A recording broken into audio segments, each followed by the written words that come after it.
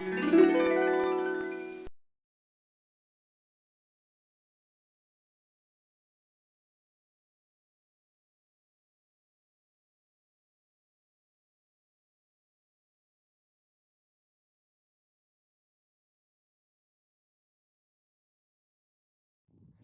this is the part that attaches. The bars will come up. They'll sit on here, and then you'll pin it off, and then that'll actually that's what's going to apply the pressure to push up on the rear of the truck and down on the front of the truck. Yeah. The entire trailer fully loaded, the gross vehicle weight rating on it is only 4,999 pounds. Okay. So this is plenty of hitch, even it being the smaller of the hitches. It's still plenty of hitch for this vehicle. Okay, sounds good. So is this your first RV? It's my first trailer. I've had RVs all my Okay. So you have two ways of getting power. You have your batteries, your 12 volt, your direct current, whatever you want to call it. Yeah. And then you have your shore cord. Right. So right now we're just using one of our adapters onto a 15 amp circuit. So we can run the air conditioner, but don't want to run it for too long as it'll overheat the wires and you'll end up tripping a breaker. Right. So the batteries are going to run the majority of everything inside. There's only a few things that aren't going to run unless you have 110 volt power. And that's going to be primarily your air conditioner, the microwave, any outside refrigerators are going to be 110 only. Any fireplaces or anything like that, they're all going to be 120. Okay. You have your water heater here. Yep. As you can see back in here, there is actually a button to switch the water heater on and off. That's for the 120 volt mode, right? Oh, okay. So is it an electric water heater and gas? It's both. Yeah, it has an electric element and it has a propane burner. Oh, wow. So if we come inside, I can show you the other half of it. Ooh, it's nice and warm in here. Someone turn the furnace on for me. Let's see, where is my monitor panel? Is right here on the wall. So as you can see, we've got a full tank of fresh water. The black and the gray tank are both empty. And since it's plugged in, it's the batteries all the way at the top. Good. You have your awning light. You have your exterior lights. You have your water heater here. That is for the propane mode. Let's see if I can get my camera to focus. Yeah, I see it. Okay. And then you have your water pump here. Now, when you get it, you're going to download the LCI One Control app. Just hit that QR code with your phone, and then you're going to go and connect. You're going to do the push button connect. And then all you have to do is hit that button and it'll start blinking and then it'll automatically Bluetooth to your phone. So then I can turn everything on and off from my phone after that.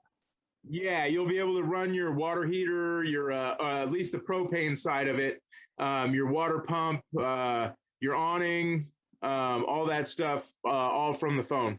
Okay. Anything that's connected to this. You'll also be able to see your levels Right. as well. That's cool. In the app. Yeah. Cool. And then also, I don't know if this one, I want to say this one does come with the rear camera as well. It does, yeah. It does. So that's your exterior light right there. But there's another QR code that's on the bottom of that camera. Okay. And you're going to have to get that one so that you can Bluetooth the camera to the app as well. Okay.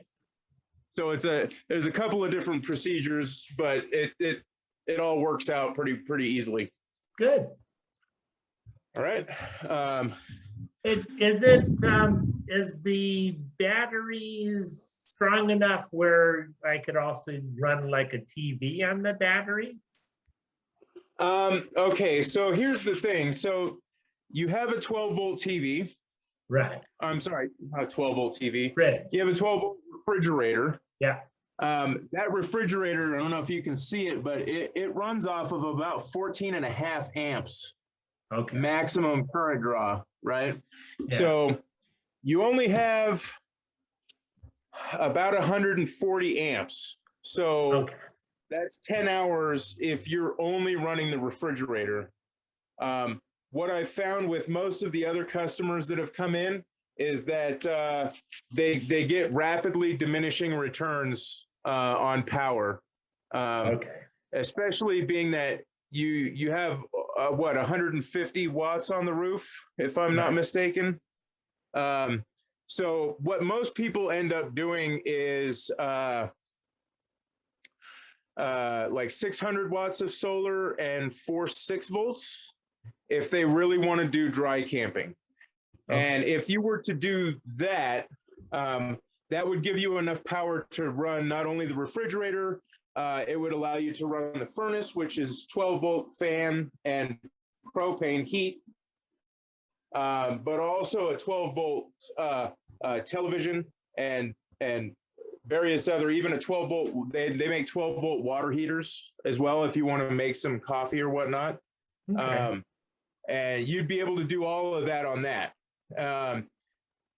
In terms of actual product, the solar panel is not that big a deal. You want to make sure you get a nice charge controller though. And so you have to upgrade does it come with its own charge controller now? It does, but it's basically sized for that 150 watts of solar. Okay. You see, it's in here. That's the charge controller as it is now. Oh yeah. Right.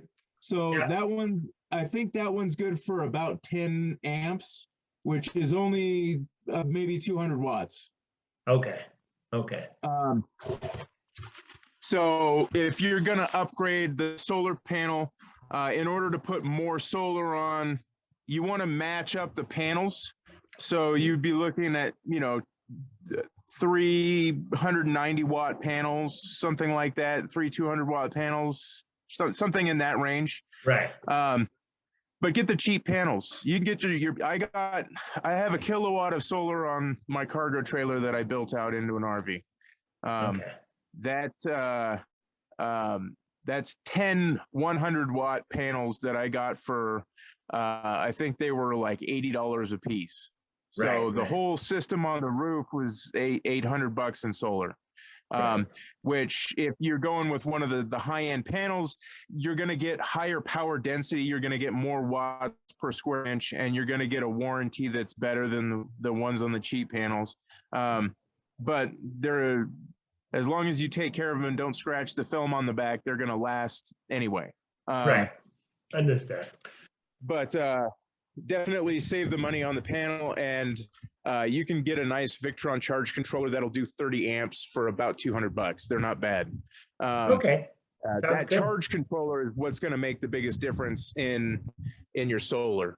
So the way this unit is set up is all we have to do is inside the storage area, update that charge controller, add new panels, and everything will be already set up because it's already pre-wired, right? Yeah. As long as the wiring that goes up to the roof is, you'd want to do like 10 gauge wire. Yeah. If you wire all of the panels in series with solar panels, series multiplies the voltage, and the amperage stays the same, right? So, so as long as you're multiplying the voltage and you have 10 gauge wire going to the roof, then you're fine. Okay. And all you'd have to do is just update that charge controller. Yeah. Okay, that sounds good. Yeah. And then make sure you've got at least 10 gauge going to the batteries from the charge controller, which I believe these do. The wires that are on the charge controller are small, but if you pull them out, they should be capped to much larger wire. Okay. Okay. So theoretically, you can get the charge controller upgraded without having to pull any wire. Okay. Can you get to the storage from the inside? Yeah, that's what this handle here is for. Okay. It'll That's go what I right thought. down. Okay, so you'll see that you have the USB ports on the wall. Those are 12 volt all the way to the battery, so you don't have to worry about being disconnected. You can still charge your phone using those. Great. Okay. All right, so we'll head back outside for the water. Oh, well, you have your propane cylinder. There's only the single tap regulator, so there's nothing to switch. You're just going to get this unscrewed here. You're just going to go to the top of the cylinder and just turn it on and off that way. Oh, okay. Okay. All right. So over here you have your water in. That's your city water connection. You want to make sure that you're using a pressure regulator and freshwater drinking hose with this. Okay. You want it about 45 PSI is pretty optimal, and about 5/8 inner diameter freshwater drinking hose if you can find it. Okay. The onboard storage tank is you're just going to drop the hose right in there, and as soon as the water spits out, you know you're full, or you can monitor it on the panel on the inside or on the panel on your phone. When you're putting it into storage, you want to make sure that you're draining off that freshwater tank. The water that's in the lines, you can leave it in there. It's always better to bleed off the lines and let them empty themselves. But this valve here is going to be for that fresh tank. Okay, that so you white just valve pull right it. there. Yeah. Yep, and it's just like the dump valves that you have over here for the gray and the black tank. So you also have your low point drains, which climb under here really quick. So right here, you have these two valves, right? Okay. Those two valves open up the pressure side plumbing on the inside of the trailer. Okay. And so then if you wanted to drain all of the water out for a temporary storage or something like that, you can open those two valves, and then you go inside to all of the fixtures and open up all those fixtures, and the system will gravity drain the water out of it. Okay, sounds good. Okay. So over here, you have your gray tank and you have your black tank. The gray tank you can leave open as long as you're hooked up. So if you're going to thread your bayonet fitting into the ground, and then you'll take this cap off, and then you'll hook the hose up from that bayonet fitting to the termination valve here. And at that point, you can open this and just let the showers and the sinks drain right out. Okay. But you don't ever want to do that with the black tank. Oh, now it's snowing. Okay. So with the black tank, you always want to what's called cycle the black tank. So with the black tank empty, you're going to close the valve on it, and then you'll come inside, and in the toilet, get the light on in here. In the toilet, you'll dump your toilet chemical right into the toilet bowl, and then you'll flush it for about 20 seconds or so, and that'll get enough water down in there with the chemical to be good for that whole tank. Okay. You want to try to get the tank as full as possible for a couple of reasons. Number one, it gives the chemical more time to break everything down. And number two is it builds up more head pressure so that when you do pull the valve on the outside, it's got more force behind it to press anything that might get jammed through. All the ways out. Yeah. Right. Okay. Okay. Other than that, I don't know that this model comes with a black tank flush. Where you can put a hose in it? Yeah, and rinse the inside of the black tank. This one does not have that. So you'll need a wand in order to rinse the inside of the black tank. Okay. Yeah. And then that wand, if you turn the water pump off right here, water pump's off. We'll go ahead and turn those off. And you're just going to go down right down the toilet valve with the wand. And then that'll allow you to rinse the inside of the tank manually, which is actually a much safer way to do it. A lot of people will flood their black tank all the way up the vent pipe and all the way out onto the roof with the black tank valve. So much safer to do it with a wand. Okay. Standard shower. They've got the fancy connector here. One mode will be the head only. One mode will be the head and the body sprayers. Then the next mode will be the wand. Okay. And then this wand is actually your sink faucet as well. Okay. What I like to use, so this is your air conditioner. It draws about 15 amps of electricity on the 110 side. So if we go to high cool, it'll cool down in about 30 seconds to a minute or so, and it'll keep the trailer nice and cool, but at the expense of using quite a bit of generator power or shore power. Yeah. Me typically, I'll typically come in here and I'll use this guy because they're 12 volt. This will pull about 600 CFM of air.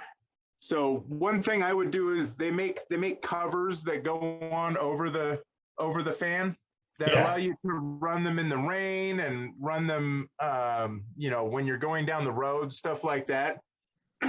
But this will pull a considerable amount of the hot air off of the top of the trailer. Yeah, that's a fantastic fan, right? It's a Max fan. Max it's fan. very similar. Yeah. It's just Dometic's fantastic fan. Right, right. But the nice thing is they're still doing this in the trailer. So with that fan on, it's going to draw all the hot air off of the top of the trailer still, and you'll still get a nice cooling effect, especially if you have some of the windows open or the entry doors, stuff like that. Okay. All right. The refrigerator, back to the refrigerator. There is an on-off button here. This is currently in off mode. If we hold the button, there's only the single button. So you just hold it and then the light will come on and the refrigerator will activate. So we've got that and everything turns on, and then you can adjust your temperature just by tapping it. Okay. And can you manually change it from battery mode to electric mode, or? No, it is a 12 volt compressor refrigerator. Okay. But so it's 12 volts all the time, even when it's 12 volts all the time. So okay. There's actually a couple of really nice things behind that. So when you plug in your shore cord, right, the converter that's mounted down here underneath your power center, that's making about 60 amps of 12 volt out of about 6 amps of 120 volt. Okay. So every time you plug it in, all of your 12 volt appliances, all of your lights and everything, that's all running off of the converter. And then the excess amperage from the converter goes to charge the batteries. So if you're plugged in, you don't have anything to worry about. Okay. Yeah. When you're putting the coach into storage, I recommend disconnecting the batteries. So this will disconnect the house batteries from the fuse block that's in the power center. Okay. it will not disconnect the solar. So your solar will still be trickle charging your batteries. Okay. With that disconnected. So you don't have to plug it in to store it. It's actually beneficial not to plug it in because the converter, if left for too long, can actually overcharge the batteries. Right. And reduce their lifespan. So and to turn it off, all you do is turn it so it's upwards, or? Yeah, so if you look here, there's on off. Well, here, let me turn this off first so that I don't. So this is your furnace. There's a little tab on the side that snaps it. And that's actually turning it off. It'll still run for a while after you turn it off. So I'm going to let it cool down a little bit before we unplug that. We don't have to unplug it. Does it show on and off on the switch down there? So it's a key. You're going to turn it. It's going to turn it off, and then you'll pull the key all the way out. Oh, okay. Okay, I got it. For the stovetop, it does have automatic lighters, but they only work if the unit's powered on, right? So now I can click, all I have to do is press in and turn it to the temperature. But is it when you're pushing in, it does the automatic starter? Yeah, that's all you have to. It'll start sparking as soon as you press that button in. Okay. And this is not a cooking surface. Yeah. I have a lot of these come back shattered. Oh. Bad news. Standard microwave, 120 volt, about 8 amp. All your goodies are in here. This is for the refrigerator. You got your air conditioner, all your paperwork, TV mount, some sample toilet chemical, fire alarm, 9 volt. This looks like it's tripped. Yep. So that's your GFCI. They're probably the most common thing to have trip in the unit, especially if you're running off of certain generators. Though most of the time they won't even run off of some of the construction style generators. I have a Honda 2000. Yeah, that's fine. Those are actually made for RVs. They're neutral bonded, so it's not going to cause any issues with your GFCI. Good. With the venting, so there's a vent here up high, and then there's another one that's down on the other side here behind this. Right there. So when you do have your toys in the trailer, in order to keep it from smelling like gas, you're going to want to put this one forward like so. Yeah. That'll shovel fresh air in. And then if you put this one out, the wind passing over the vane will actually pull the air out. Yeah, that sounds good. Vent everything while you're in transit so that you don't build up that gas smell. And we'll go. Let's see, I think that's pretty much everything inside. Yeah. So heading outside, one thing is these steps.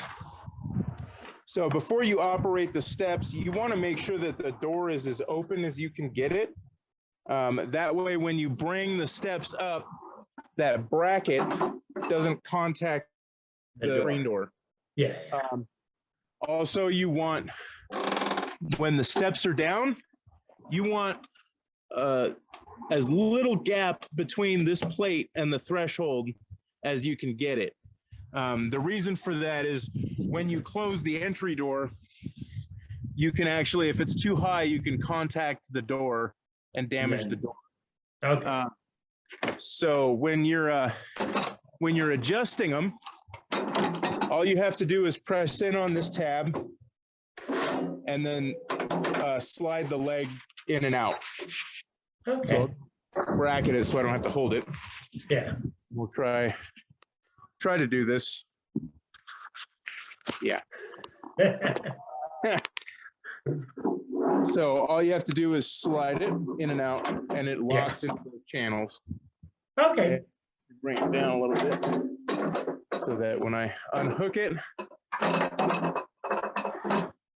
come on, and bring it back down, we're nice and tight, and the door will operate properly. Sounds good. For the rear door, you have your keys are going to unlock that. So you don't need any disc locks or anything like that for the door. Yeah. That'll pop open. And then we'll just pull down. It'll unseal. And then the spring will assist, but the door is still a bit heavy. The cables will hold it level. In order to load something into the back of the trailer, you'll need to pull these spring locks out and then unpin the end of the cable. The cable. And then it just pops off, and then the door will lower all the way to the ground. Okay. In order to get the gating up, which you'll have to do in order to load it as well, you just pop out the inside panel on both sides. Okay. And then the fence will raise, and then all you have to do is pin it back in the vertical position. Oh, okay. That's nice and easy. Yeah.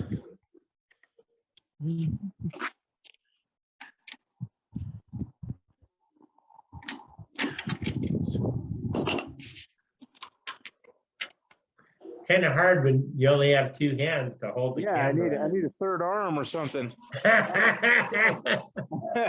Once you get it up like so, there's a little Velcro tab that'll undo the interior arm. That'll swing away. Okay. That'll swing and sit right in that groove. Oh, and then perfect. there's two more channels on the arm. The other part will attach to those. And then on this arm, you'll see a plastic bag that's got the two twirl nuts that will go through both arms and pin them together. Okay. Okay. Sounds good. So like so. And then go through there. Turn it all back up. And then I'll pull this pin back out. And these ones are a little tricky in that, I don't know if you can see it, but there's the interior arm sometimes it gets caught on the edge of the aluminum. Oh, okay. So you kind of lift up on that interior arm and then pull it by hand just to get it up and over that lip. And then once it's back down, it just gets repinned. And then you're good to travel. That's good. So, lift this guy back up. Make sure my cables are good. And then I also got the electronic brake also. Yeah. Yeah, that'll just plug in. Okay. Those are actually very easy to work with. When you get the brake, it plugs into the 7-way cable, and then your 7-way cable plugs into it. Okay. Okay. And then in the paperwork, there's like a little business card that has the password on it.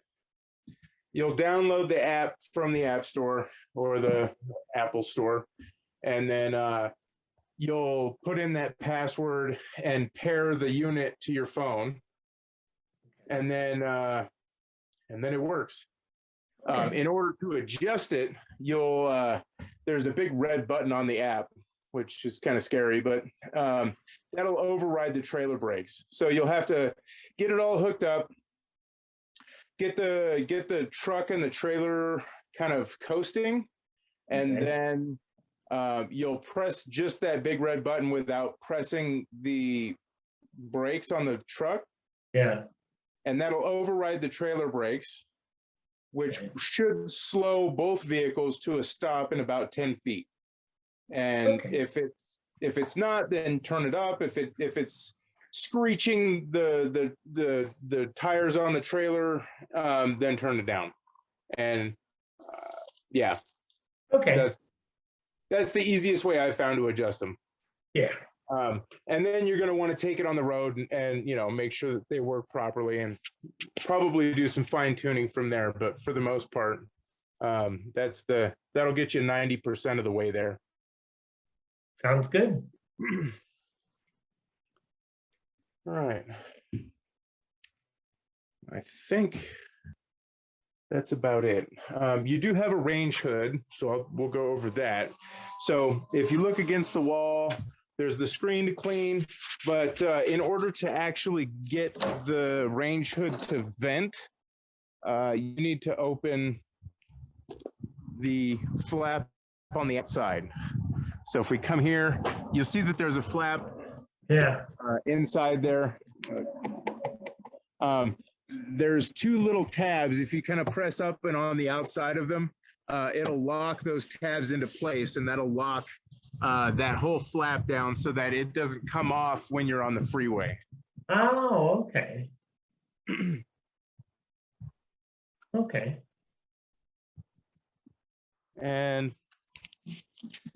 if for some reason the tongue jack fails, you have a little docking light. If for some reason it fails, there's one of the cranks on the inside of the pass-through goes right down in there on top of the shaft, and you can turn it manually. Okay. And that's the crank right here. That's that crank handle. You have this crank handle for the stabilizer jacks. Okay. And you have your short cord, and you have your spare tire. Perfect. So the when you crank the stabilizer jacks, do you do it on just the passenger side and it does both? No, they're actually independent scissor jacks. So they're all four. Oh, okay. Yeah. So they're four of them. Yeah. Okay. So the best thing that I can suggest is to get a small electric drill. Yeah, that's it. And a 3/4 inch socket. It's 3/4 inch. Okay, that's what I wanted. It's a 3/4 inch socket. Okay. And that'll save you a lot of elbow grease. Right. Now, in terms of leveling and stabilizing the unit, you don't want to bring those. That's the last step, is to bring down the scissor jacks. The first step is to level out the trailer, which is actually 2 steps. Okay. While you're still connected to the trailer and the steps are up and everything, back it up to where you want it, and then it's going to be low on one side. So say we're low on the passenger side. You're going to pull forward a little bit. You're going to block that passenger side wheel, and then you're going to back the trailer back up onto the block. Oh, that'll level it out left to right. Okay. And then you're going to take it off the truck, and you're going to use the tongue jack to level it out front to back. Front to back. So does it have little leveler? It doesn't have a level, but what I do, I get like a bullseye level. Yeah. And I'll put it right here, because this is level. This is sitting right on the top of the frame. This frame is straight all the way back. So right here on the front of the receiver is a great place to put just a bullseye level, and that'll do front to back and left to right. Okay. So once you get it leveled out left to right, once you get it leveled out front to back, then you're going to drop your stabilizer jacks until they just barely touch the ground, and then maybe another 1/4 of a turn. You'll see I watched this belly band, right? And as soon as it bumped just a little bit, that's all the pressure you really want to put on the stabilizers. And that'll take all the roll out of the coach as you're inside. As you're inside. Okay.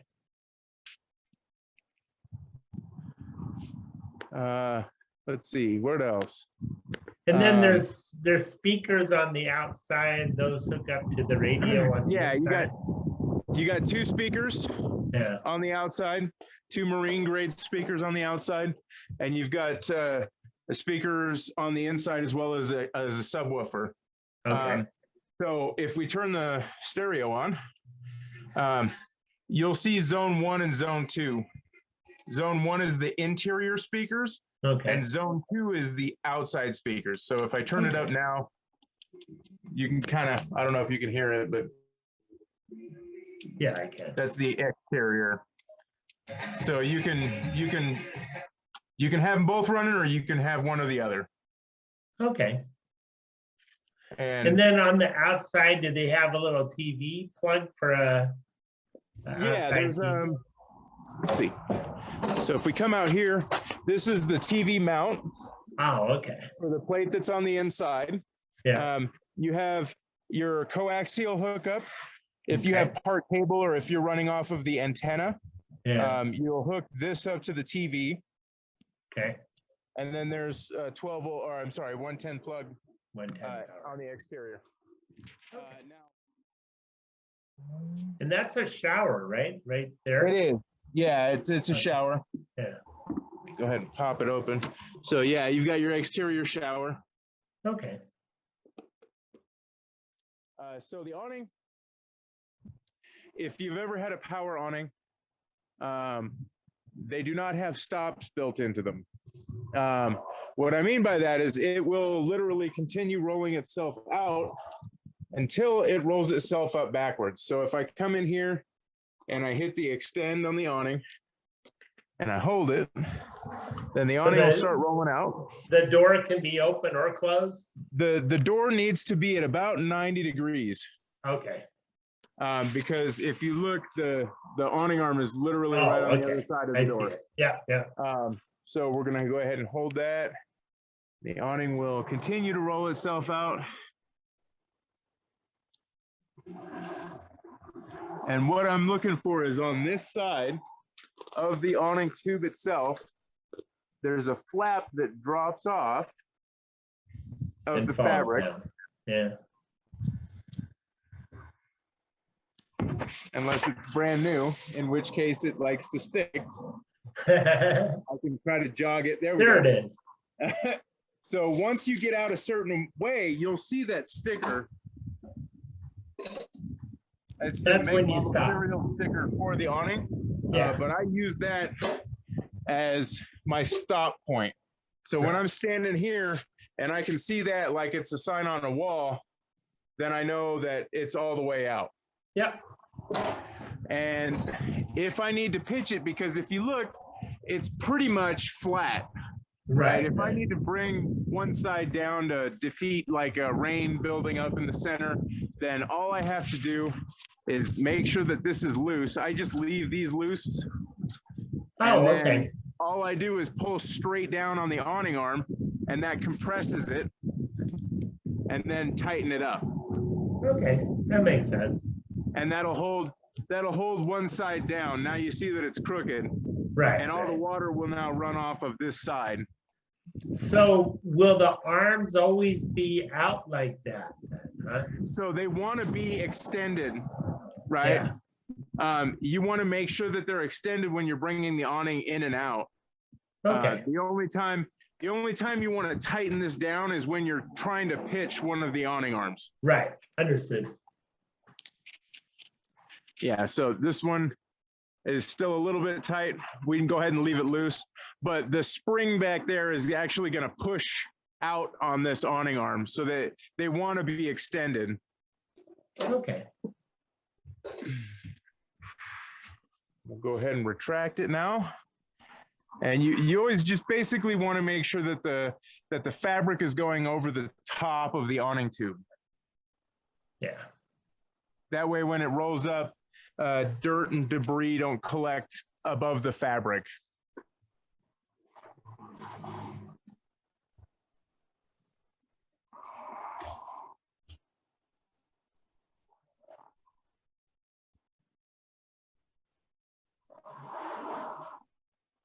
Is that something I can do on my phone too Yes. with the Bluetooth app? Yes. Your phone does have the capability to control the awning.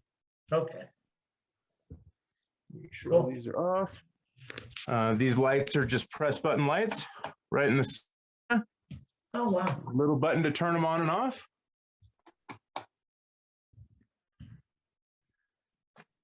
And that's about everything, I think, unless you had any other questions.